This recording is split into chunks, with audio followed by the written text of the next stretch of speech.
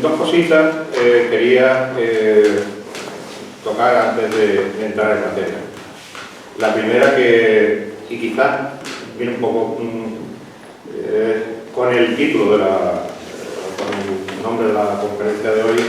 Yo no soy ilustre. Para ser ilustre hay que tener determinado rango honorífico. Vamos, es simplemente una mera anécdota, ¿no? Y una segunda cuestión, y lo estaba comentando en off, ¿no? con algunos de los aquí asistentes, ¿no? Que bueno, no es la primera vez que vengo a La Palma del Condado. De hecho, cuando chico pasaba todas las vacaciones que podía, las pasaba aquí. A mí, mis padres estaban vinculados con una familia de aquí, que muchos de aquí conocerán a través del Cabeza Visible, ¿no? Que fue, hasta que prácticamente ya no pudo más, taxista de aquí de La Palma del Condado, Antonio Peña Pachón, más conocido como el alcalde. De hecho, dos de sus hijos siguen todavía aquí, y yo no he querido ni llamarlos porque si los llamo, vienen para acá, de La Palma los salvo, ¿verdad? Y mi mujer me pega. Tal es la vinculación que yo le estaba comentando a Jacobo también, que os iba a comentar una anécdota de, claro, cuando me decía, ¿conoces la capilla? Yo, sí que la conozco. Y además, voy a contar una anécdota antes de empezar, y la anécdota es la siguiente. En una de estas visitas que teníamos, ¿no? Visitas duraban una semana, ¿no? A fin de cuentas, coincidió precisamente en mayo, de la Legión, ¿no? Y como bien sabéis, mejor que yo, cuando viene la Legión, aquí el pueblo se vuelca con la Legión. Las casas puestas son las casas de la Legión, de los legionarios. No son ajenos, ¿no? Son uno más de la familia, ya donde entren, ¿no?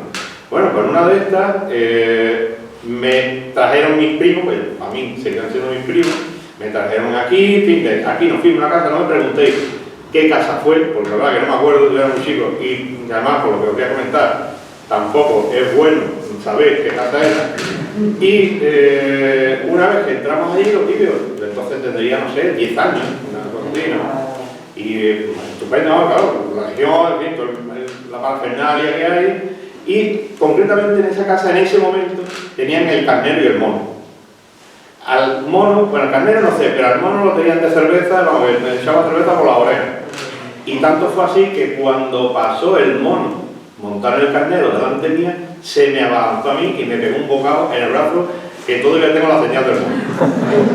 Así que la vinculación mía con La Palma del Condado es muy extensa. Bien, ya entrando en materia, intentaré ser lo más breve posible. Os voy a decir una cosa para asustaros. El PowerPoint con las 57 diapositivas que tiene, el cálculo de la charla es 1 hora y 3/4.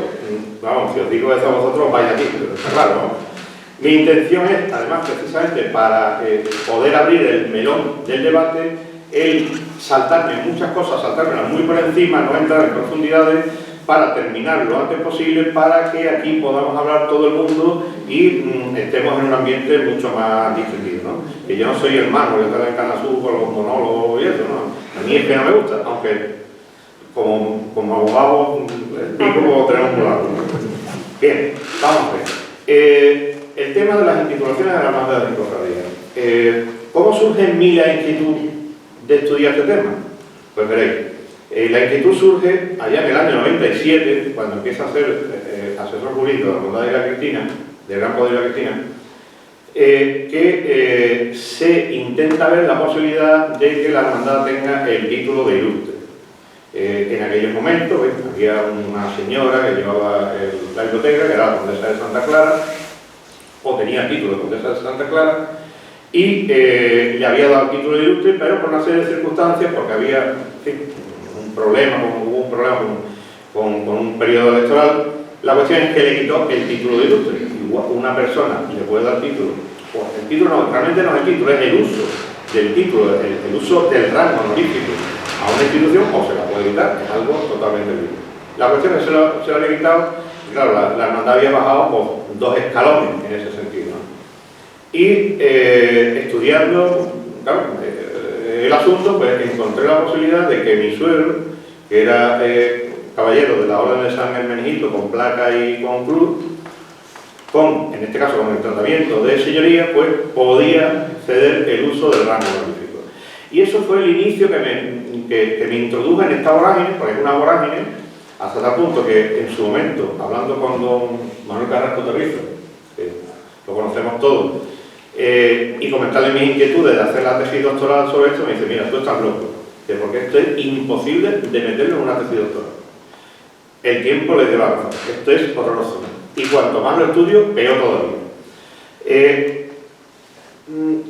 Lo que sí me llamó la atención, y la primera reflexión que yo tuve cuando empecé a estudiar esto, es bueno, el por qué las hermandades se ponen los nombres, por qué los nombres, por qué los calificativos, por qué tanta parafernalia, por qué tanta pomposidad, cuando, como pongo aquí, al que nosotros seguimos y el que es el germen de nuestro trabajo, él nunca usó título ninguno. Es más, en el proceso con Poncio Pilato, cuando lo acusaban de ser el rey, él nunca dijo que fue rey. Él decía que su reino no era de este mundo, con lo cual lo que estaba es rehuyendo cualquier categoría o cualquier etiquetado honorífico aquí en la tierra. La charla yo la he dividido en 5 apartados, ¿no? Es una charla que se ha ido madurando con el tiempo. La primera conferencia que di de esto fue hace 13 años, ¿no? Y he ido matizando cosas y demás, y la he ido estructurando de una manera más pedagógica, ¿no? Como bien tenéis ahí, lo primero que es lo que vamos a entrar rápidamente, para no perder el tiempo, es si la intitulación es un aspecto secundario o es un aspecto principal en las hermandades. Vamos a ver, ¿el título de la hermandad es importante? ¿Hasta qué punto es importante? ¿Es importante entre las propias hermandades? Vamos a ver, existen, miren aquí, unas reglas sobre esto. Os tengo que confesar que yo soy un poco el culpable, o en parte el culpable, de que en el año 2014 se promulgara un decreto ejecutivo sobre el tema de las intitulaciones, donde regulase toda esta historia. ¿Por qué? Porque hace 13 años, cuando empecé con esta conferencia, las conclusiones a las que yo llegaba, al final, en la última diapositiva, era que había una laguna normativa en el mundo canónico. Eso fue lo que aproveché yo en su momento para el título de ilustre y la hermandad del Gran Poder. Porque todo lo que había en aquel momento era a través de normas consuetudinarias.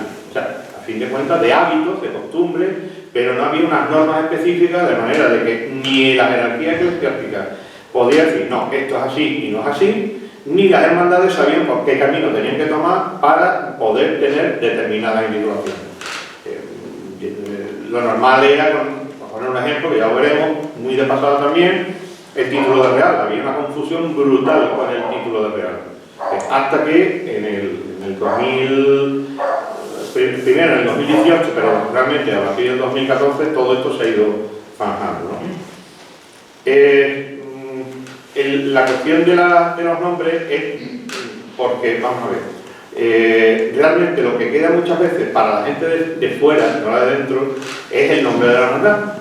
Aquí os he puesto una serie de ejemplos de distintas hermandades para que veáis a veces cómo se pierde un poco el norte de las intitulaciones en las corporaciones.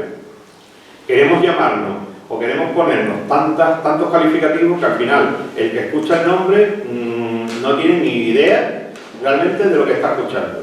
Además de esta, yo el otro día, investigando, encontré en un boletín de Córdoba, en la primera página, donde viene la sinopsis del orden sistemático y demás, me encontré una que, aparte de esta es un poquito más corta, pero es para que veáis, ¿no? Es para que veáis que al final, cuando os lo digas, realmente no sabéis lo que es, ¿no?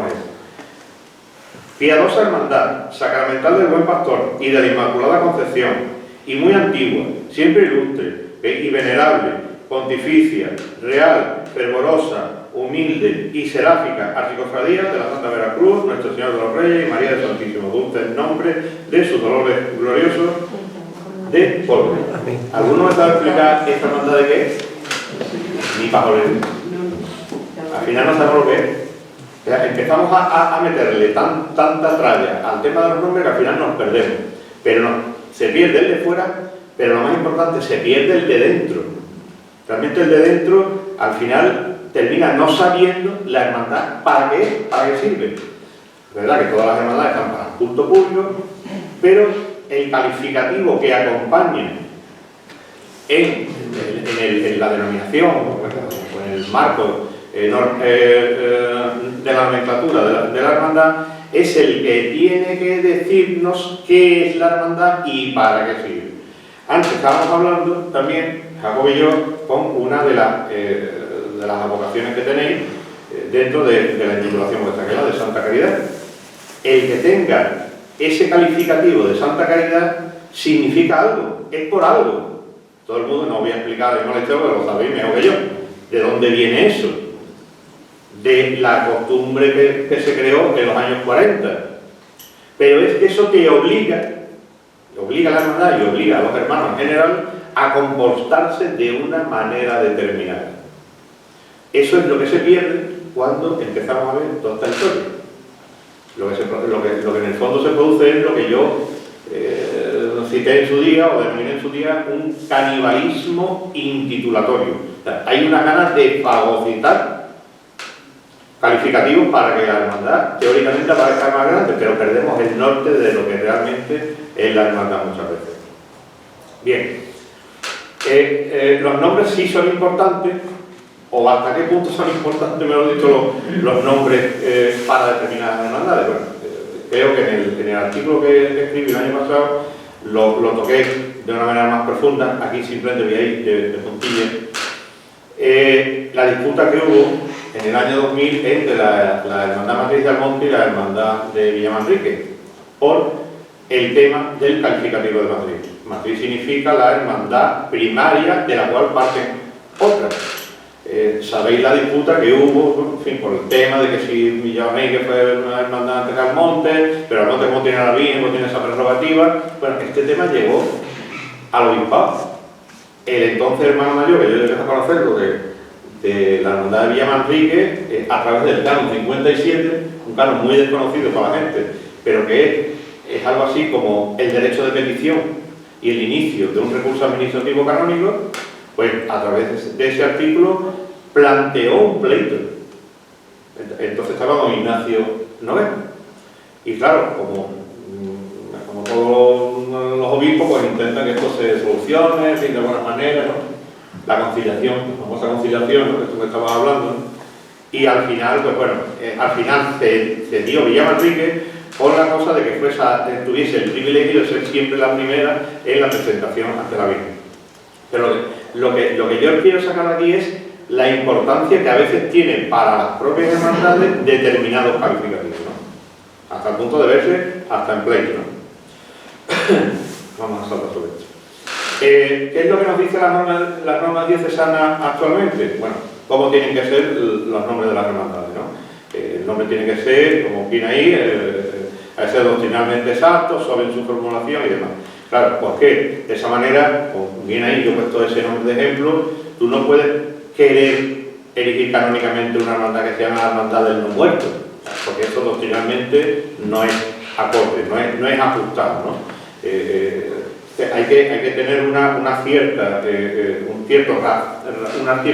racionalización a la hora de poner los nombres, ¿no? Y lógicamente el decreto general ejecutorio, que como decía, parte de la culpa de ese decreto es mía, ¿no? Porque le abrí los ojos en el sentido de que entre las conferencias y un informe especial que hice sobre este tema, pues les di a entender que en fin, las hermandades estaban huérfanas en este sentido y que realmente no es que lo estaban haciendo mal, muchas, pero lo estaban haciendo mal por culpa precisamente de ellos, ¿no? Bien, las denominaciones, bueno, por los nombres de las hermandades, me han dicho, yo he hecho una especie de primer seco, ¿no? Por dónde viene, y he ido identificando de que o bien pueden venir a través de rasgos devocionales, ¿no? Como viene ahí, por la vocación que tenga la hermandad hacia determinada cosa, como el tema de la caridad, que es el caso vuestro, ¿no? A vinculaciones de carisma eclesiástico, o lo más sencillo, que suele ser lo más tradicional, sobre todo en hermandades de pueblo, a puntos geográficos, ¿no?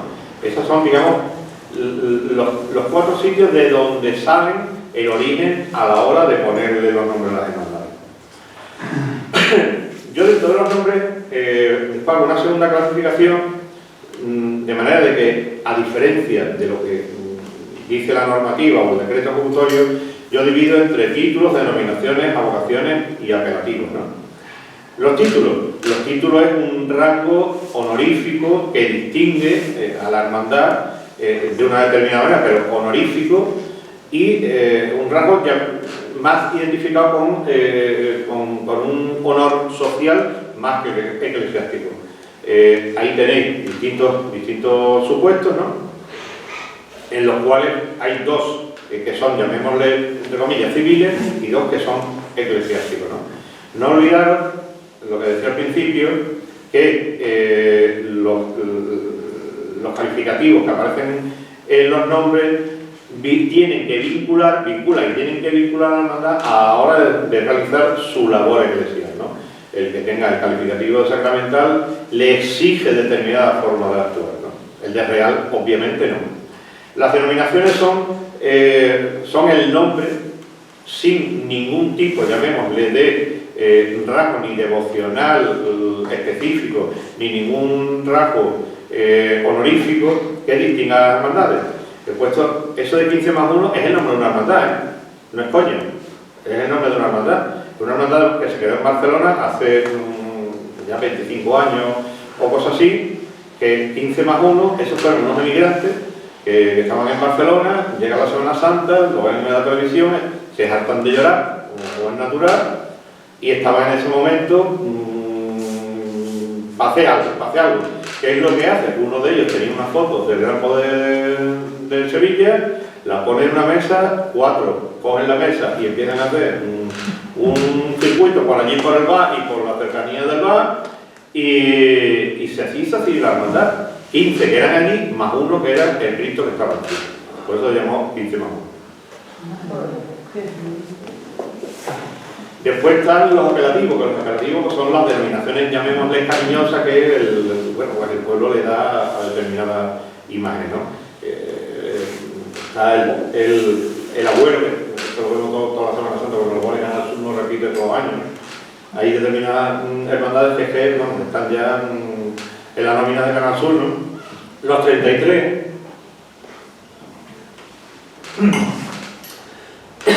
Los 33 es una hermandad islantina que también se llama, bueno, el apelativo es de los 33 porque también fueron 33 los que crearon en principio, los que se juntaron para crear la hermandad. Y la borriquita porque es un apelativo que conocemos todo el mundo, la hermandad del Cristo de la entrada de Jerusalén. Al final todo el mundo lo conoce como la borriquita, es el apelativo cariñoso que además yo creo que ya es universal, ya no es de un lugar concreto geográfico, sino que en todos lados le llaman así. En Málaga, en vez de la borriquita es la pollinica, pero a fin de cuentas es lo mismo, ¿no? Son apelativos cariñosos, ¿no? Vamos, esto no lo vamos a saltar mucho porque si no eso se va a alargar. Yo entiendo que cuando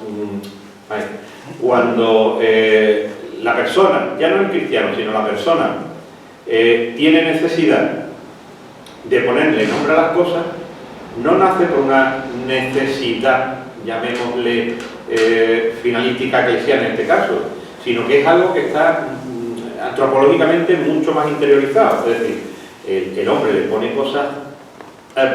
nombre a las cosas para distinguirlas unas de otras.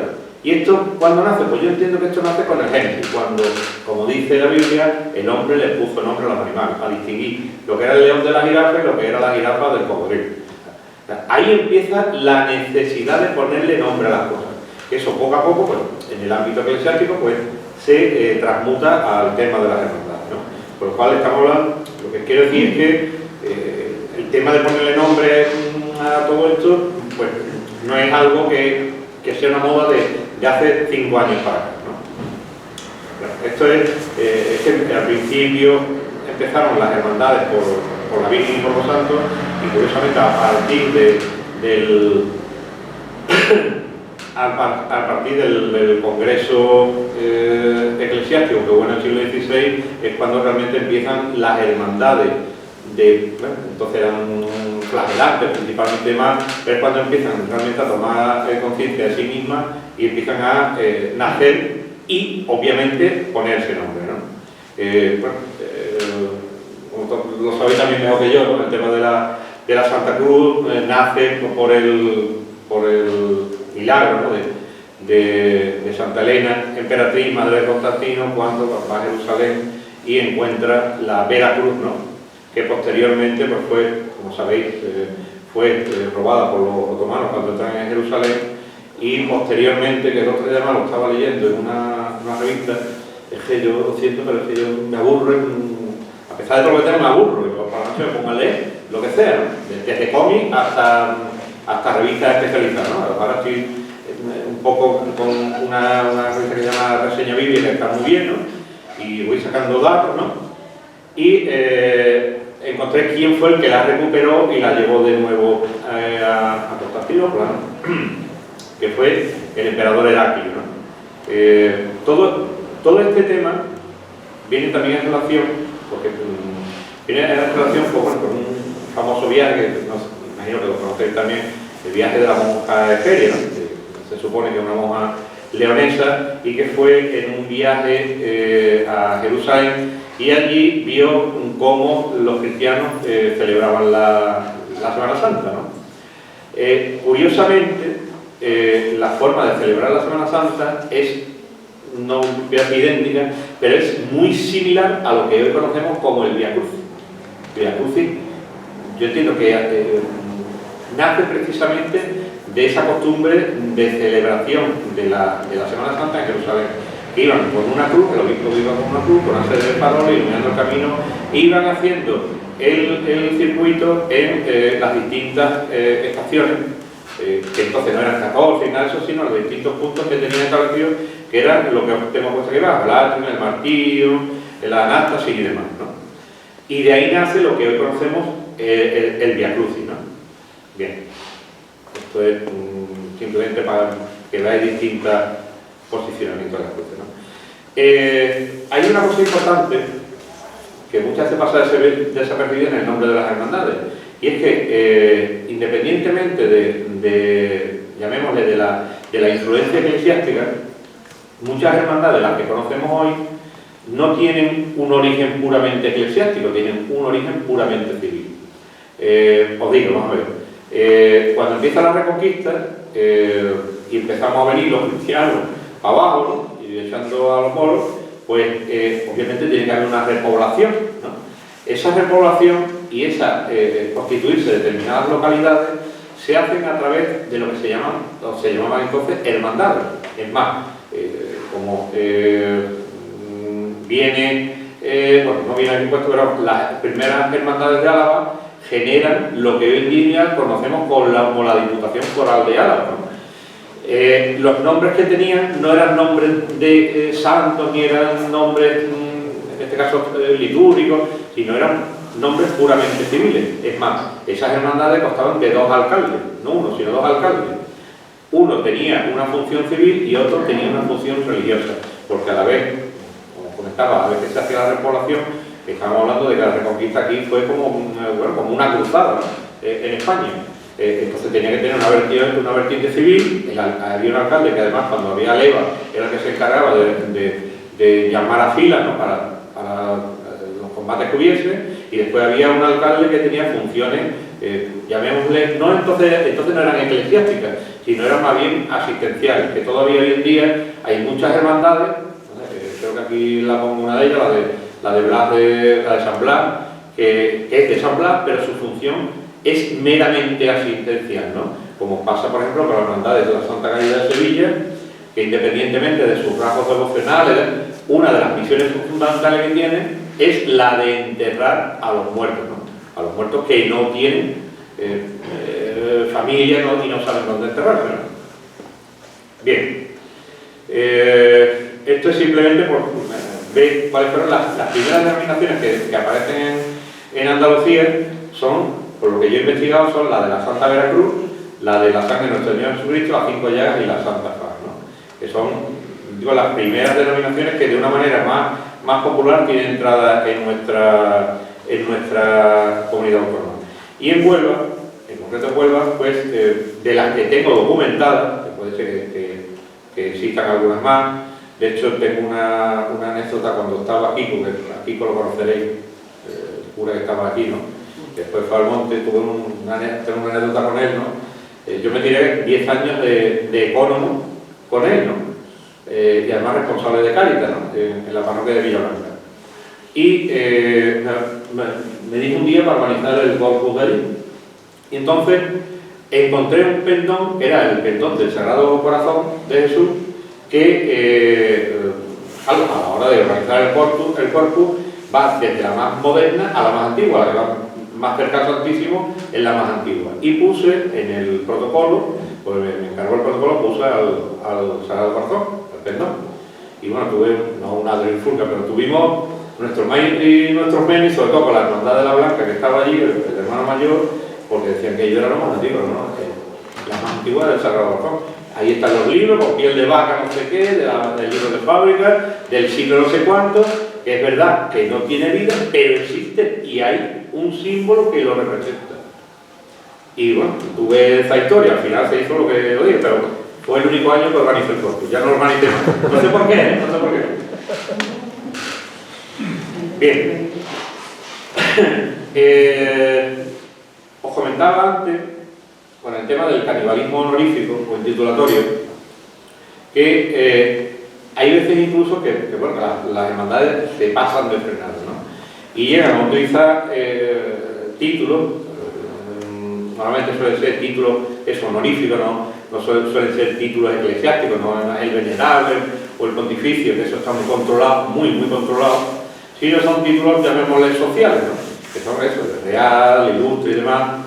Y muchas veces, porque ellos quieren y por consentimiento, o como digo yo, por usos ilegítimos consentidos, y sobre todo pasa mucho en la diócesis de Sevilla, pues las hermandades han estado utilizando determinadas denominaciones, o determinados títulos en este caso, que la utilización suya es una mera leyenda, es decir, tiene un sustrato de verdad, pero en el fondo no es verdad, se diluye como naturalidad.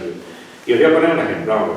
El título de imperial. Este fue el primero que investigué y me llamó mucho la atención porque conforme iba investigando, pues me daba cuenta que no tenía por dónde cogerlo. Es más, con la hermandad del Rocío de Triana, que la verdad se portaron conmigo extraordinariamente, ¿no? El que organizaba todas estas historias, además quedó conmigo en Islandilla, la verdad, fantástico, ¿no? Y me llegó a dar, de hecho no se los comenté nunca, me dio mucho reparo el decirle, mira, vosotros estáis utilizando el título de imperial de forma completamente ilegítima. ¿Por qué? A ver, y con esto voy al tema del uso ilegítimo consentido. A ver, ¿de dónde nacen? Además, las 4 hermandades del Rocío nacen del mismo origen. Bien, todas estas hermandades tenían, de una manera directa e indirecta, no vinculación, pero sí tenían conocidos con la Casa Real. La Casa Real Española, que a su vez la Casa Real Española, como sabéis, Juan de los Borbones, pues tiene raíces por medio mundo, ¿no? Una de esas raíces muere o llega a Brasil. Uno de los fanáticos del Rocío en España, Huelva a fin de cuentas, ¿no? De los que venía a todos los rocíos, y bueno, era rociera, más no poder, era don Pedro de Orleán y Braganza, ¿no? El tercer emperador, supuestamente, de Brasil, ¿no? Pedro I, Pedro II, emperador de Brasil. Y, por ese canibalismo honorífico, pues las hermandades dicen, bueno, ¿por qué no se deciden? Bueno, pues eso vaya a ser simplemente un escritito, mandarlo y ya está, y ya se lo ponían. Eso pasaba, entre comillas, desapercibido por el arzobispado de Sevilla, y se lo dejaban, y así lo tienen todavía, aún así, en las instituciones propias. Pero, sin embargo, es incorrecto por una circunstancia. Y os habéis hablado como abogado, ahora no como, ni como hermano ni como cofrade, vamos a ver. Don Pedro de León y Braganza, bueno, ¿os acordáis del duque de Cádiz? El primo de don Juan Carlos, duque de Cádiz. Si en Francia se hubiera quitado la república y hubiera empezado una monarquía, el legítimo heredero directo era el duque de Cádiz, era un reinado con el nombre que sea, ¿no? Os digo esto para entender, para yo explicarme mejor el ejemplo. Pero mientras siguiese la república en Francia, él era rey en potencia, no era rey efectivo. Es decir, lo que llaman los juristas, él tenía lo que se llama una expectativa de derecho, pero no tenía un derecho consolidado. Si no tiene un derecho consolidado, es decir, si no está ejerciendo de monarca, no puede ceder nada. Es como, no sé, por poner un ejemplo, la princesa Leonor el día de mañana será reina de España, si Dios quiere, y podemos que lo deja, ¿no? Lógicamente, ¿no? Porque tal y como está el asunto, en fin, el tema está calentito, ¿no? Pues parece que está todo orquestado, en fin, para que dentro de X tiempo pues, no reine nadie más aquí. La cuestión, esta princesa es princesa ahora mismo, no es reina, con lo cual tiene un título distinto, ¿no? Si esta chiquilla hoy, a fecha de hoy, quiere conceder el título de real, en este caso una hermandad, o el uso del título de hermandad, no puede, porque no es reina. Será reina en algún día, pero hoy no lo es. Ella tiene una expectativa de derecho para cuando se alcance determinadas circunstancias que su padre indique que fallezca o lo que sea, ella reinará, será reina efectiva y entonces sí podrá transmitir el uso de ese rango honorífico. Mientras tanto, no. Y eso es lo que le pasaba y le sigue pasando a las 4 hermandades del Rocío que están aquí relacionadas. Las únicas 2 hermandades que yo he encontrado en España que sí, además, sí lo tienen de forma correcta, es la de San Matías de Granada, por la vinculación que esta hermandad tenía con Carlos V y a la del pendón de San Isidoro en León, que en aquella época también, de la Reconquista, pues algunos reyes ya no se llamaban reyes, se llamaban, o se hacían llamar, o autoproclamar emperadores, y bueno, en este caso, que nace de una colegiata, pues le puso, o le cedió la posibilidad de utilizar el rango de imperial, ¿no? El título de real además, creo, efectivamente, es que aquí, bueno, vamos a ver las fotos. Esta foto está sacada, de la hermandad del silencio en Huelva, cuando cumplió el 75 aniversario o así, en la Casa Colón, pues, puesto una exposición de seres, de cosas distintivas suyas y demás, y me encontré con esta carta de la Casa Real, ¿no? Una vez que me ponga a leerla, y además que ponía un título arriba, ponía carta con el nombramiento de Real. Me pongo a leerla y digo, esta gente anda perdido. Lo que ponía en esa carta es que desde ahí no lo podía ver, de hecho yo tampoco, y menos, fijaros. Lo que pone esa carta es que la hermandad, el rey accede a ser el hermano honorario de la hermandad, pero eso no le da la posibilidad a la hermandad de usar el título de real.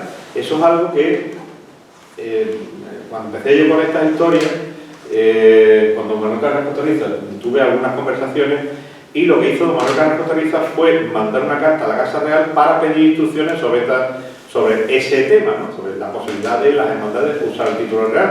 Pues claro, a la vista de lo que veía, de lo que yo le comentaba y demás, pues ya surgió la duda.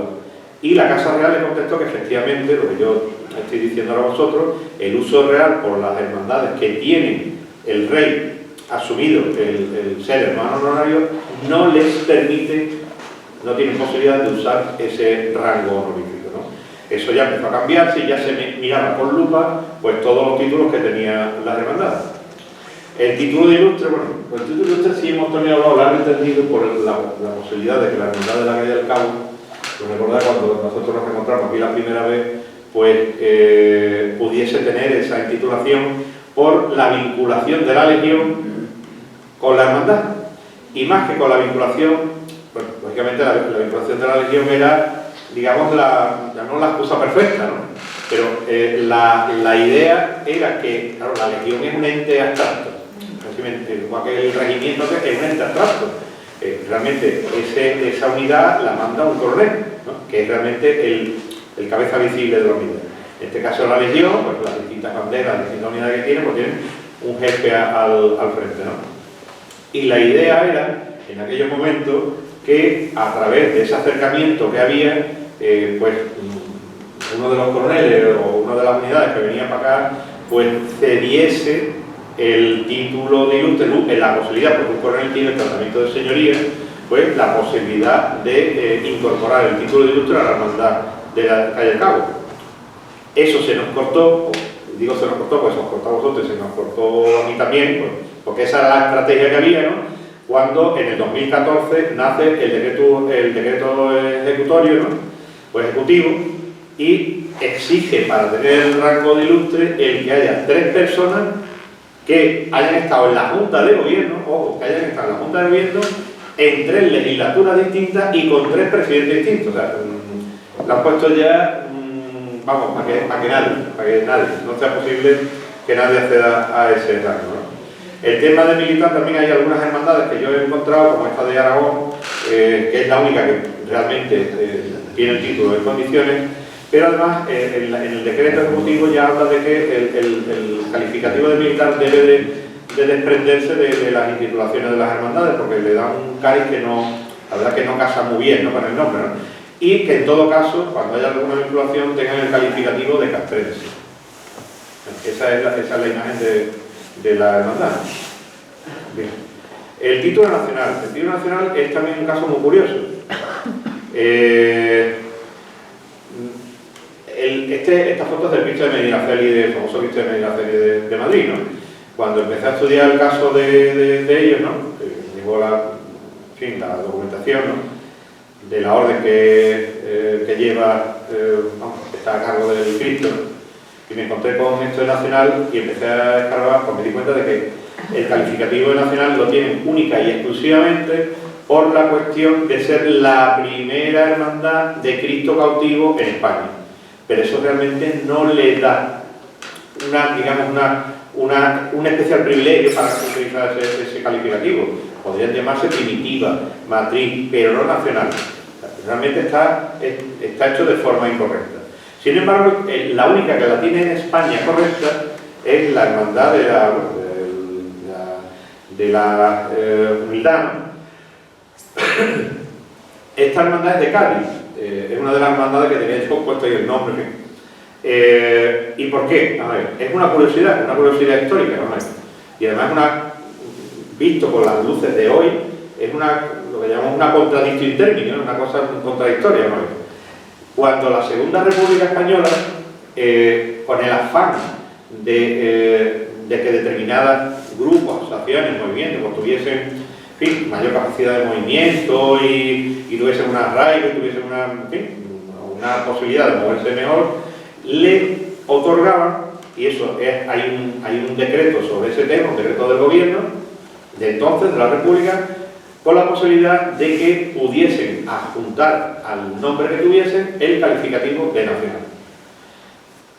Ya sabéis lo que ocurrió con la República, cómo terminó, cómo pasó la historia, pero es que en el año 52 Franco, o el gobierno que entonces tenía Franco, utiliza ese decreto de la Segunda República para concederle el título de nacional a esta hermandad de Cádiz. Es algo curioso que un gobierno republicano y laicista, porque era, si os leéis la Constitución de la Segunda República, era brutal la guerra, o cómo iba con el tema de la Iglesia, había una desamortización encubierta, en fin, una serie de historias que tenga esta posibilidad de titularse a un colectivo sin pensar en la Iglesia, pero cualquier colectivo que tuviese determinadas características, llamarse o ponerse el calificativo de nacional, y que curiosamente fuese Franco, unos pocos años después, el que utilizase una norma de la Segunda República. Es una curiosidad histórica, ¿no? Bueno, esto esto es un poco en plan jocoso, ¿no? Es que hay algunas hermandades, como la Hermandad de Jaida de Huelva, que estaban detrás de hace años de ponerse el calificativo de benemérita por la vinculación que tienen con la Guardia Civil. Y claro, esta foto es decir, las que sean beneméritas, el cuerpo de Nazareno tiene que salir así en la procesión, vestido así. Obviamente no. Vamos, esto lo ve alguno de los que yo conozco y nos pone en la pilota, ¿no? Bueno, con las de Santa y hermandades, que hay una hermandad concretamente en Ceuta, que ahora saldrá, que es la única en España que tiene de forma correcta el nombre de Santa, ¿no? Y de Santa no es la de Santa Clara, no es la de Santa Clara. Es la hermandad que viene más, la de Santa es la hermandad del Hospital de Casa del Misericordia de Ceuta, ¿no? Bien, el procedimiento para, y esto voy a ir muy por encima porque si no, esto es muy complicado, es más técnico. El procedimiento para obtener un calificativo o una intitulación especial, ¿no? Hay dos formas de obtenerlo. Una de motu propio, es decir, que la hermandad quiera buscarlo, perdón, una de motu propio, que la persona que lo pueda acceder de alguna manera haga un acto positivo para que la hermandad lo tenga, y otra que la hermandad lo busque. Hay dos vías, ¿no? En la de motu propio es tan sencillo como que vamos a poner el caso.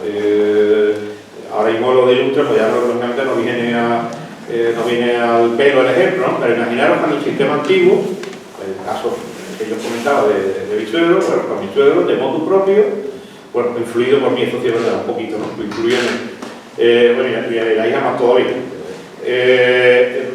Él hace un escrito en el que cede de forma incondicional e indefinida el uso del título de ilustre a la hermandad. Esa es la vía. Obviamente, como eso es en realidad como si fuese una donación, para que eso pueda tener un final, digamos, feliz, la hermandad tiene que aceptarlo, porque si la hermandad no quiere, no tiene por qué cogerlo. Y ahora, dependiendo del tipo de título que sea, o bien es la propia Junta de Gobierno la que tiene competencia para eso, o bien es el Cabildo del Mar. Además, esto es una vorágine que tengo yo problemas con algún asesor jurídico del obispado que tú y yo conocemos, donde piensa que todos los títulos tienen que aprobarlo el Cabildo General, ¿no? Yo es que distingo entre dos tipos de títulos. El título, llamémosle sustancial, y el título, llamémosle adjetival, ¿no? El título sustancial pues puede ser de sacramental, que implica determinado tipo de actividad, y el adjetival, como el de ilustre, el de real, realmente lo único que te da es un rango honorífico, pero no te genera nada más. Por lo cual es absurdo que vaya en un cabildo, ¿no? Por lo cual la propia Junta de Gobierno tendría la posibilidad de aprobarlo.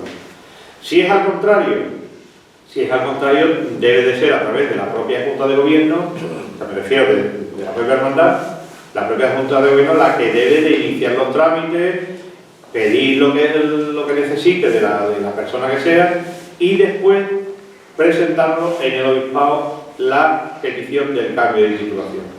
Pueden pasar dos cosas, que te digan que sí, perfecto, nos vamos a cenar juntos, el obispo y nosotros. Hay algunos curas que les encanta la comida casera, por decirlo de alguna manera, y vosotros y yo podemos hablar de mucho, ¿no? Y puede ser que os digan que no. Si os dicen que no, ¿qué arma os queda para vosotros decir, no, es que a mí me corresponde? Porque hay títulos, os he comentado antes, la vía para tener el título de ilustre, y a lo mejor vosotros pensáis que se han cumplido todos los requisitos y el obispado, en este caso, pues dice que no. Bueno, pues nos acogemos al Canon 57. Canon 57, que en este caso funcionaría como una especie de recurso administrativo. Y el ordinario tiene un tiempo para contestar, y si no, la última vía está en el Consejo Pontificio para, administrativamente está en el Consejo Pontificio para los Laicos en Roma, y después en la asignatura apostólica, el Tribunal de Asignatura Apostólica también en Roma, que ya sería en sede judicial. Con lo cual ya me salto todo este... Bien. Según la normativa que hay ahora, desde 2014, distingue entre nombre genérico, específico y complemento, ¿no? Son tres. El nombre genérico, aquí vimos también muy de pasado, porque si no, no se abre el debate. Y yo a mí se me seca la lengua. Y el agua sola, pues no, ¿sabéis? No... Bien. El nombre genérico distingue entre si es hermandad o archihermandad y demás, cofradía o archicofradía, o hermandades que se llamen hermandad y cofradía, que las hay a montones también, ¿no? El nombre específico va en base a una serie de características y dependiendo de los titulares que tengan. Aquí entraríamos dentro de lo que yo puse antes como advocaciones y denominaciones, ¿no? De manera que generen determinado tipo de actuar en la hermandad y después, lógicamente, de los titulares, los grados titulares que tenga esa hermandad. Y después lo que el decreto ejecutorio llama como complemento, que ahí entra distintas, hay una vorágine, de hecho es una división que no es cerrada, sino que está mucho más abierta y donde, bueno, aquí en todo caso quizás para ilustrar un poquito más detenidamente, quizás en el de los títulos encomiásticos, que es donde viene incrustado la posibilidad del título de ilustre, ¿no? Antiguamente era muy sencillo el obtener, ¿verdad?, los títulos, ¿no? Ahora incluso para ser humilde, por ejemplo, ¿no? Para que la hermandad pueda titularse como humilde, tiene que haber 3 hechos notorios de la hermandad con 3 presidentes, o sea, lo ponen de una manera muy complicada. Es más, hay una vía, las que quieren tener el título de antigua, muy antigua, primitiva y demás, está hecho de una manera que esto tiene fecha de caducidad. Yo ya lo he hablado en muchos foros, ¿no? Cuando marcan determinados hitos históricos para denominar a una hermandad si es antigua, no antigua o primitiva. Eso tiene fecha de caducidad porque más tarde o temprano se tendrá que cambiar. ¿Por qué? Imaginaros, la que pueda ser primitiva, en fin, no voy a aburrir con nombre de Constitución Apostólica, a fin de cuentas, la que pueda ser primitiva, no, la primitiva es la más vieja, digamos, la que puede ser antigua,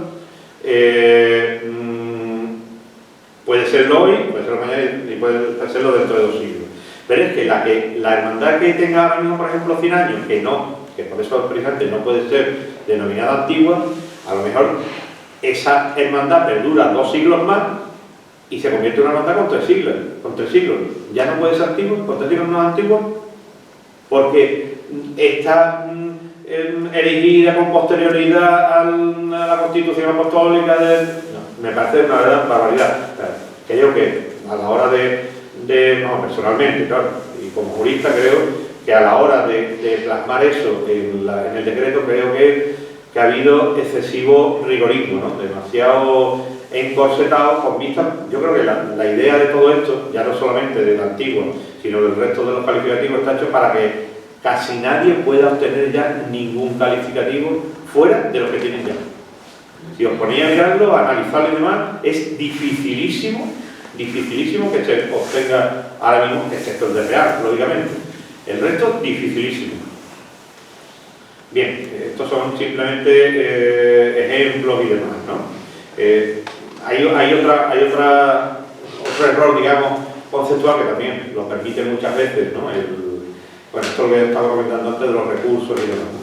Y me gustaría comentar esto porque es que además lo veo muchísimo en la provincia de Huelva, ¿no? El tema de la archicofradía. Hay hermandades que se autotitulan archicofradía de no sé qué. Yo me acuerdo de una conversación que tuve hace muchos años en Cristina con la archicofradía que hay en Pozo del Camino, además archicofradía reconocida así, y es que es incorrecto, ¿no? El título de archicofradía, todo esto nace del Código de Derecho Canónico del año 1919, donde dice cuándo una hermandad debe de llamarse archicofradía. En el Código de Derecho Canónico del año 83 no figura nada de eso, pero claro, obviamente tienes que ver tú de las fuentes primitivas, que es la del Código del 19. Archicofradía es la hermandad que puede agregar para sí a otras. Normalmente suelen coincidir con hermandades de Roma, a las cuales hermandades de vuelo pues, se agregan por alguna vinculación, porque a través de ellos son seráficas o son. Y entonces las de Roma a lo mejor sí son archicofradías, pero las de aquí normalmente no. Todavía a lo mejor la hermandad del Rocío de la matriz de Almonte, a lo mejor todavía podría ser un caso a estudiar que podría a lo mejor sí ser de forma correcta, ¿no? Pero el resto prácticamente ninguna. En el tema de... ya voy terminando, porque vamos a ver, las conferencias tienen que ser como los sermones, ¿no? Dijo una vez uno, ¿no? Con el tiempo justo, para mover el espíritu, para remover el espíritu, pero para no mover los culos de los asientos. Pues como tarda mucho, se mueven los culos de los asientos. Bien. Esto de curiosidades va en base, lo que yo quiero comentar aquí es en cómo se ha llegado a determinados nombres por determinadas circunstancias, ¿no? La de la cofradía os lo acabo de comentar, ¿no? La de Ilustre de la Quinta Angustia, el nombre de Ilustre de la Quinta Angustia de Sevilla viene porque en su génesis tan solo se permitía la incorporación como hermanos a determinados tipos de personas que tuviesen determinado calificativo. Y una de las cosas que eran imprescindibles es que fuesen cristianos de sangre pura, ¿no? A fin de cuentas. No pueden ser conversos ni nada de eso, ¿no? Es más, yo llegué a leer de que una de las cosas que no permitían era la entrada de negros. Es que en aquella época, cuando se creó, el puerto de Sevilla tenía muchísima vida y bueno, pues había mucha gente de color, ¿no? En aquellos momentos. Y no se permitía la entrada de negros en esta hermandad. Hoy, utilizando un poco, o utilizando este ejemplo, además hay una sentencia del Tribunal Supremo muy reciente sobre una hermandad de Tenerife sobre la exclusión o la imposibilidad de una hermana de entrar en una hermandad. No sé si habéis escuchado alguno de esos. Yo he estudiado la sentencia y llega a la misma conclusión que yo llegué en el libro que mi amigo ya, pues yo puedo decir ya que es mi amigo, ¿no? Ha estado comentando con el libro de la palabra cofrade no tiene género, ¿no? Llega a la conclusión de que a la hora de crear ya no una hermandad, porque claro, el tema religioso siempre está de moda, ¿no? Y es muy recurrente a la hora de sacar igual ahora con los abusos sexuales, en fin, el de la iglesia, el del tal o cual sitio, no, eso no, el de la iglesia no. Bueno, pues la conclusión a la que llegaba yo, que a la hora de tú formar una asociación o un grupo, un colectivo, llámale lo que sea, en este caso una hermandad, tú tenías la total libertad organizativa de tú poder meter lo que tú quieras. O sea, si tú quieres que sean chinos nada más, la hermandad de los chinos de Huelva, o son chinos todos, y tú, que no eres chino, no puedes entrar a la hermandad, por mucho que vaya contra el artículo 14 de la Constitución. O sea, es perfectamente legal, ¿no? Otra cosa es que esa hermandad pues tenga lo que, o ese grupo tenga lo que sea un grupo dominante. O sea, la asociación de los fiscales de la Audiencia Nacional, pues tienen que estar hombres y mujeres, ¿sí o no? ¿Por qué? Porque si no, no permiten a las mujeres estar en ese sitio de decisión, digamos, ¿no? Las hermandades de labradores es algo que antiguamente existían, no sé si existirá ahora mismo con vida alguna en particular, pero las hermandades de labradores son hermandades. Es una curiosidad que yo me llevé una sorpresa con esta historia cuando empecé a estudiarla. Nacen las hermandades de labradores, que han tenido una función muy influyente en el ámbito, llamémoslo, civil o económico, nacen como hermandades eclesiásticas. De hecho, en su organigrama, de forma prácticamente cuasi obligatoria, tenían que tener, como ahora mismo tienen las hermandades letíficas y de penitencia, un director espiritual, por narices, lo tenían que tener. Y sin embargo, hermandades que protegían los intereses de los labradores, ¿no? de los agricultores.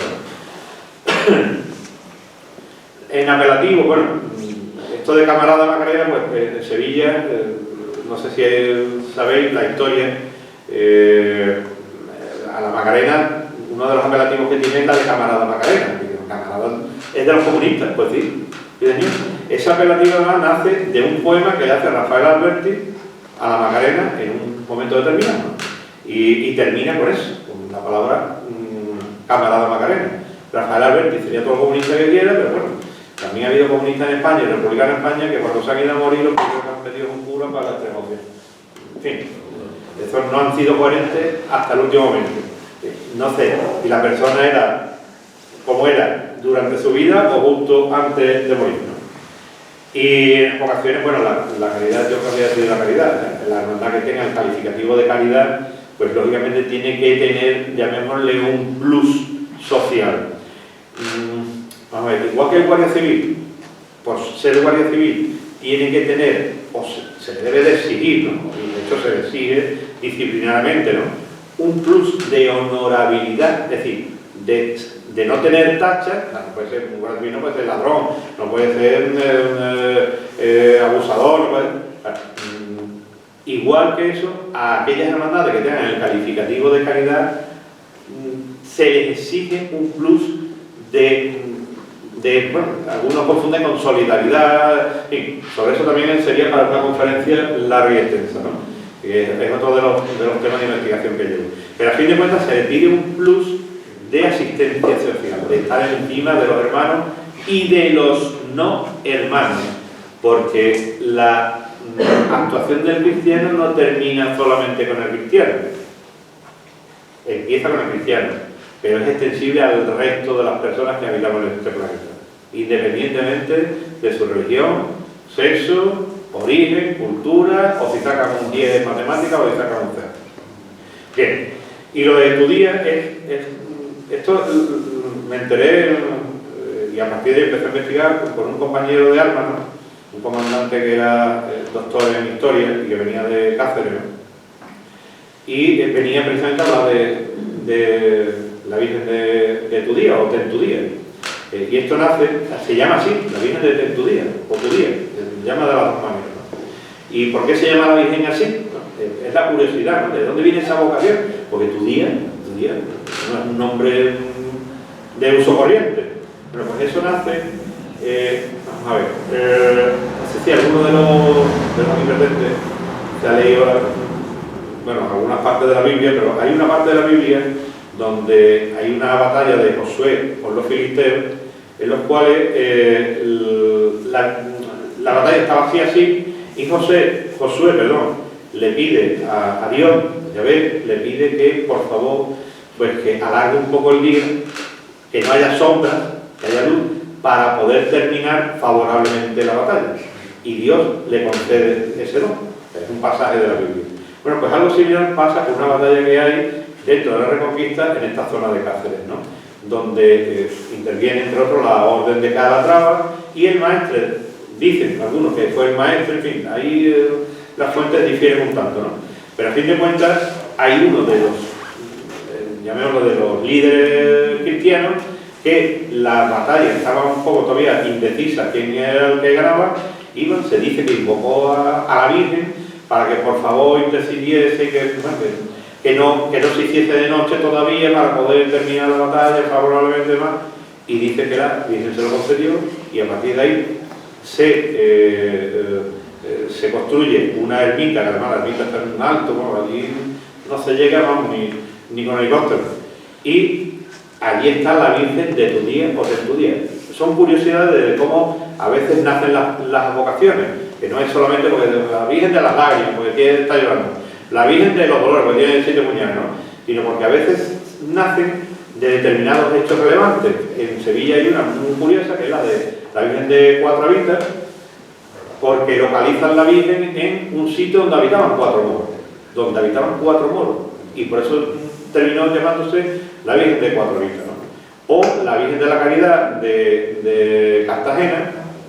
La Virgen de la Caridad de Cartagena, cuando vino a España, que vino de Italia, y además eso está documentado, ¿no? En el archivo histórico. Además el archivero, me acuerdo que el archivero de Cartagena ni conocía el tema, pero no conocía que había un documento sobre eso. Y desde Huelva yo le fui indicando hasta que encontró el documento y me lo mandó el hombre, ¿no?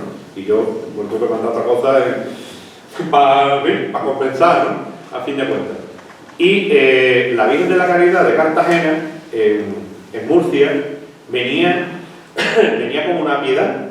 Si tenéis la curiosidad de meteros en Google y para ver una foto de la Virgen de la Caridad de Cartagena, veis que es una Virgen de la Piedad. La Virgen de la Piedad es, iconográficamente, está representada como Virgen con el Cristo ya muerto en su regazo y demás. Cuando llega, bueno, hay una leyenda que después se tenía que ir, en fin, hay una serie en fin, la mar se pone mala, el barco que se la tiene que llevar no se va, al final se queda en Cartagena. y como no tenían otro sitio donde llevarla, la llevan al Hospital de la Caridad, que era algo que en la época en España era de lo que estaba ahora mismo más extenso, ¿no? Los hospitales de la Caridad. Cuando la gente, claro, la novedad, la Virgen, ¿no? Una Virgen que ha llegado nueva, no sé qué, vamos a ver la Virgen nueva, la que ha venido, esta que ha venido recordar que era de Nápoles, ¿no? Ya venía, vamos a ver, ¿de dónde está? ¿Dónde está? Pues la Caridad, vamos a ver la Virgen de la Caridad, la de la Caridad, pues se quedó como la Virgen de la Caridad, y hoy es conocida como la Virgen de la Caridad. O sea, para que veáis muchas veces de dónde salen los nombres de las advocaciones, ¿no? Y es algo curioso. Y esto ya, es decir, esta ya la última. La conclusión a la que llego yo después de todo esto es que, por un lado, hay un verdadero y terrible canibalismo honorífico que muchas veces hace perder el norte a muchas hermandades, ¿no? A raíz del decreto del 2014 se le está mirando con lupa a todas las hermandades todo este tipo de cuestiones.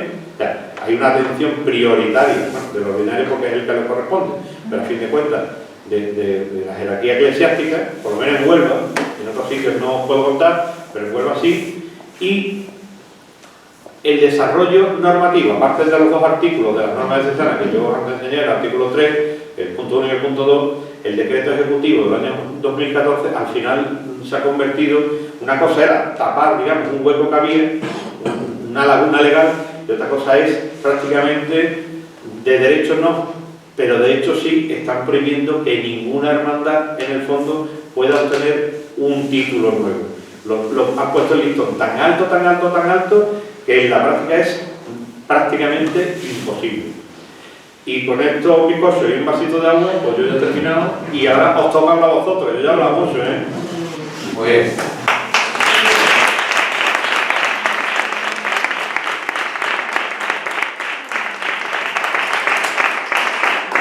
Bien, como es costumbre en esta casa y en esta charla, pues ahora se le cede, como él mismo ha dicho, pues la palabra a toda la audiencia. Si alguien quiere intervenir o preguntar cualquier duda o realizar cualquier sugerencia para este momento. No os pongáis como los niños en los colegios, ¿no? Que yo también lo he hecho. Con la cabeza agachada. La cabeza agachada o detrás de la cabeza de delante para que no se vea. Que yo también lo he hecho. Yo, en cuanto a los títulos, te quisiera preguntar, Julián, ¿existe algún obispado o arzobispado de aquí de España que tú conozcas que tenga una normativa tan restrictiva en cuanto a los títulos? No, no lo hay, no lo hay. Es más, ni siquiera en Sevilla. Ni siquiera en Sevilla. Ni siquiera en Sevilla. Por eso decía yo antes que parte de la culpa, no digo todo, obviamente, no puedo aconsejar, puedo decir, otra cosa es lo que quieren hacer, ¿no? También le puedes decir, mira, el cura tiene que ir con una cruz de madera y el cura hará lo que le parezca. Entonces, es verdad que cuando yo pongo, digamos, el énfasis en que no hay nada y que se están cometiendo muchos abusos por parte de las hermandades, realmente no por parte del obispado. El obispado simplemente pues, consentía, en fin, lo dejaba, mira, prácticamente no había ni siquiera había comunicaciones al obispado cuando se cambiaban los nombres. Yo me acuerdo de los condados de la Cena, me acuerdo porque yo en el año 81, creo que recuerdo que fue, fui diputado mayor de orden de la Hermandad de la Cena de Huelva, ¿no? Y prácticamente, no sé, un par de años antes fue cuando el rey accedió a ser hermano mayor honorario, ¿no? Y bueno, cuando la hermandad, en este caso de la Cena, le pone el título de real en todos los escritos, no hay una comunicación oficial al obispado. No digan, solicito, porque a fin de cuentas, desde el año 83, las hermandades son asociaciones públicas de fieles, pero es que antes del año 83 también eran miembros natos de la Iglesia, con un fin determinado, pero miembros natos de la Iglesia. De otra manera, con otros fines, depende si era hermandad, cofradía, porque entonces el 19 distinguía dos grandes troncos, hermandades y cofradías. Pero que es que había, no un pasotismo, sino que lo que había era una dejadez de funciones, para mi gusto, ¿no? Pues obviamente es una opinión muy particular, pero había una dejadez de funciones por parte de quien tenía que vigilar, que era, en este caso, los obispados, en este caso de Huelva, por los obispados, y por otro lado había pues una costumbre de abuso manifiesto, a veces, yo creo que muchas veces, de forma totalmente sin ningún tipo de intención o doble intención, sino simplemente porque siempre se hacía así, ya habéis visto los silencios, las cosas, vamos, que en una exposición y puesta ahí, y no es correcto, ¿no? ¿Pero por qué? Porque ellos entendían que eran así, y quien tenía que vigilar, pues realmente no hacía su función. Yo, para mi gusto, hay un punto de inflexión, en el Obispado de Huelva, estamos hablando, hay un punto de inflexión que es cuando cuando surge el problema, digamos, del Real, y don Manuel Carrasco Terriza, que bueno, que era licenciado, bueno, era no fallecido, dije yo todavía lo estoy enterrando, es licenciado en Bellas Artes y licenciado en Filología, que recordaba que la tesis doctoral la hizo sobre la denominación de la vocación de Rocío, ¿no? Defendiendo su tesis. A fin de cuentas, él, que su función era de secretario canciller del Obispado, pues hace más realmente de lo que debería hacer, porque eso es un tema realmente de la Delegación de Hermandades, no de la Secretaría de Cancillería. A fin de cuentas, tiene una inquietud y empieza a investigar. Y empieza a hacer preguntas, lo que yo comentaba antes, ¿no? Manda una comunicación a la Casa Real y la Casa Real le contesta en los términos que yo ya venía defendiendo, ¿no? Que el que sea el hermano honorario de la hermandad no le permita a esa hermandad tener el título de real. Y después, prácticamente, yo de todas las diócesis que he investigado, en ninguna, es más, en ninguna realmente hay un decreto, vamos, una norma específica para este tipo de temas. Hay normas dispersas en todas las normas necesarias, para hermandades que cofradías, hay algunas que ni tienen ni siquiera normas necesarias, sino en realidad son decretos marcos, como tuvimos aquí en el año 97, que son de obligado cumplimiento, como si fuese una norma, en fin. Pero una norma específica como tiene Huelva, ninguna. Y por desgracia, pues yo tengo parte de la culpa, ¿no? Yo te quedé, espero salir de la palma interna, ¿no? Por eso. No, hombre, yo te quisiera comentar, bueno, y parte de los miembros de la Junta de Gobierno que comparten conmigo las distintas candidaturas donde hemos fraguado el nuevo Estatuto de la Hermandad, pues nos hemos visto reducidos mínimamente a la expresión última de la Hermandad, puesto que nosotros en 1986, cuando se elige la Hermandad canónicamente, pues recibe el nombre de Santa Cruz, Santa Caridad y Nuestra Señora del Rosario, y entre paréntesis le obligan a poner calle Cabo, cosa que los del momento no vieron bien, pero se lo tuvieron que tragar por obediencia suprema en ese sentido. Sin embargo, nosotros ahora, con la decisión de la nueva institución de la Hermandad, un título que nos viene dado por oficio desde 1986, como era el de Fervorosa Hermandad, que prácticamente recopila toda la devoción piadosa que ha mantenido el pueblo en torno a la Santa Cruz de la Calle del Cabo, va bien y en las pruebas se nos quita y se nos echa de una manera radical, se nos tacha el título. Hubo que justificarle que en 1986 la hermandad sería canónicamente con esta titulación que se le otorga por la vida y la devoción popular que este pueblo mantiene en torno a la Santa Cruz de la Calle del Cabo. Y entonces nos quedamos un poco perplejos y preguntando y levantando sospechas de qué criterios se basan para de manera radical quitar un título que es dado casi o cuasi por oficio. Y el de la Calle del Cabo hemos tenido que defenderlo comparándolo con la Virgen del Pilar. Si la Virgen de la Pilarica se llama así porque prácticamente está en el mismo pilar y soporta el pilar, aunque después teológicamente se le puede interpretar como el pilar y el sostén de la fe y demás, como que nosotros no nos vamos a llamar la calle en la cual estamos vinculados históricamente a la misma. Bueno, pues esas mismas luchas que no son títulos encomiásticos ni son de otra índole, que son prácticamente nominales de la propia hermandad, y es así como el pueblo devoto de la hermandad le gusta reconocer. Bueno, pues nos han discutido incluso hasta eso, y ahí está el secretario que puede dar fe del mismo, ¿no? Incluso ya muchas veces con el cabeceo típico de tener otra vez que ir al obispado y tenernos que enfrentar otra vez allí con el cuerpo jurídico para intentar justificarlo. Te contesto, no te voy a contestar, te voy a comentar una anécdota. Hablo muchas veces de base de anécdotas que me han sucedido, y bueno, pues no son parábolas, pero son sucesos que me han pasado a mí que son ejemplarizantes, ¿no? Que dicen mucho de por sí y con lo que yo cuento pues ya da a entender lo que yo pienso, ¿no? Vamos a ver. En el año, a ver si voy a decir que lo dice yo, a ver si me acuerdo exactamente.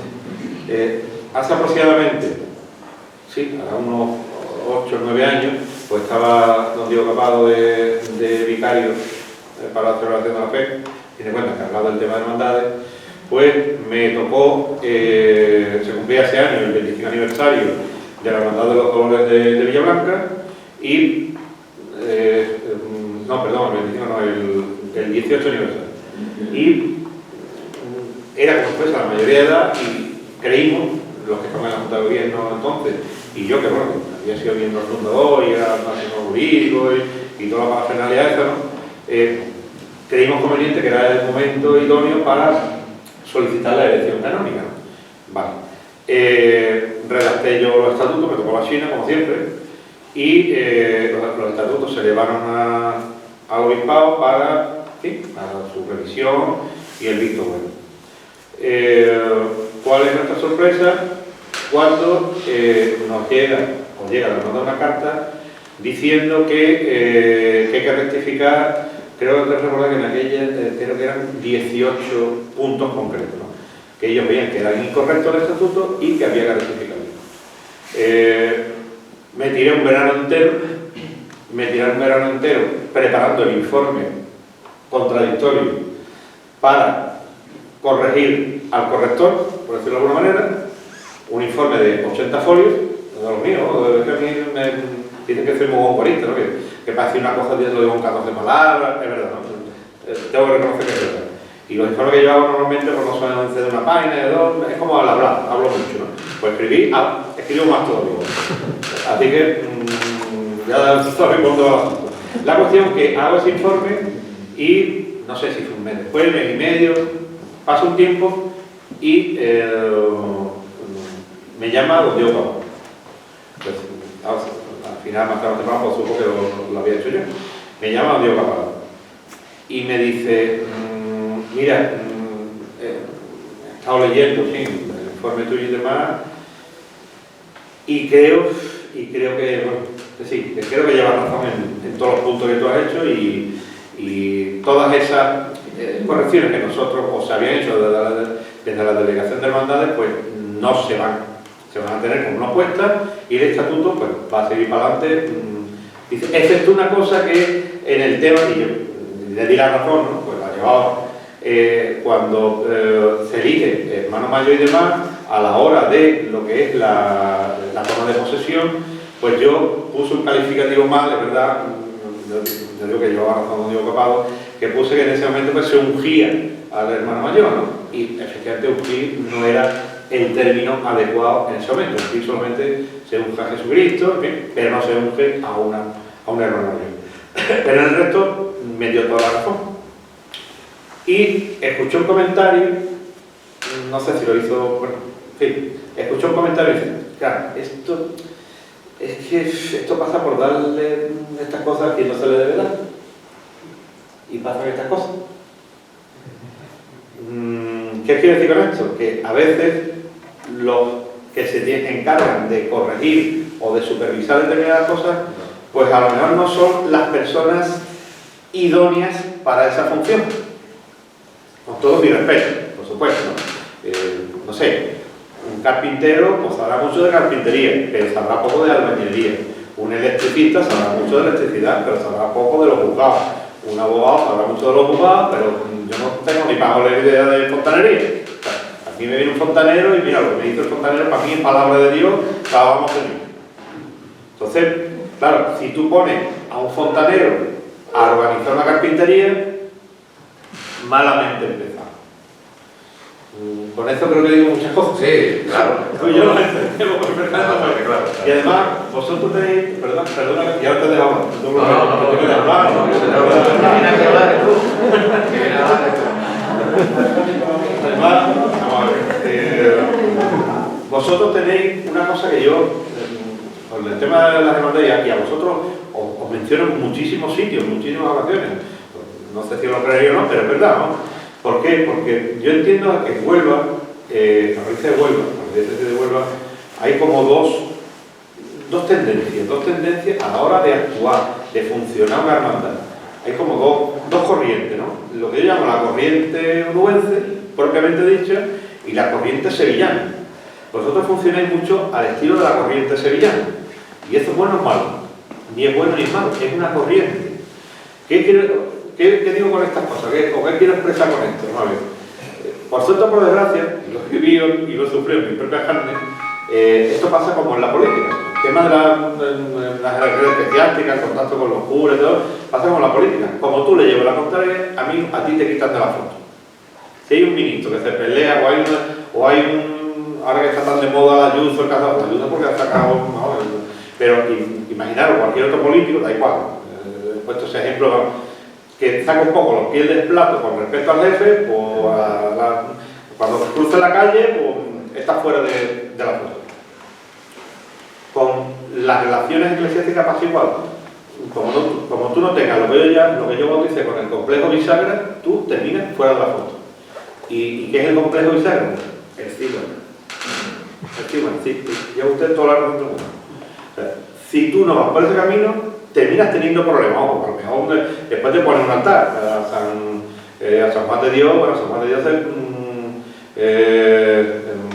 terminó peleando con la iglesia y al final terminó siendo doctor de la iglesia. Y nunca se sabe, los caminos de Dios son inescrutables.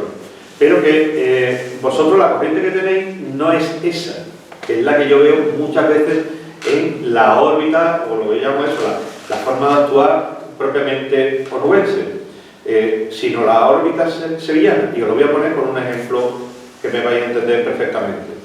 Cuando en el año 97 salen las normas diocesanas para la hermandad de cofradía en el arzobispado de Sevilla, la hermandad del Gran Poder, entonces estaba, creo recordar que estaba Esquivia como hermano mayor, pues dice, vamos a ver, nosotros no somos asociación pública de fieles, nosotros somos asociación privada de fieles.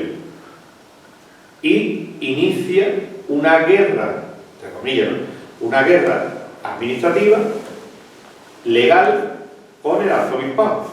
Pero hasta tal punto que llegó a lo que yo comentaba, hasta el Tribunal Supremo de la Asignatura Apostólica, que tuvo que pronunciarse en ese caso. No le dieron la razón a la hermandad del Gran Poder, porque al ser una hermandad cuyo fin principal era el culto público, forzosamente tenía que ser una asociación pública y no una privada. Pero llegó hasta Roma. ¿Me explico? O sea, si el arzobispo dijo, pues, si yo no estoy de acuerdo con lo que dice el arzobispo, pues no estoy de acuerdo y defiendo mi posición. Es más, y eso muchas veces se le olvidan a muchos cargos eclesiásticos, el propio Código de Derecho Canónico nos exige a los laicos, dentro de nuestra profesión y nuestros conocimientos, el asesorar y el, de alguna manera, como diría con palabras políticamente correctas, de alguna manera, cuando no estamos de acuerdo y vemos que las cosas no son o no deben de ser como son, pues decirle a la curia que esto puede ser de otra manera. Es que estamos obligados por el Código de Derecho Canónico. Y eso se le olvida muchas veces a la curia.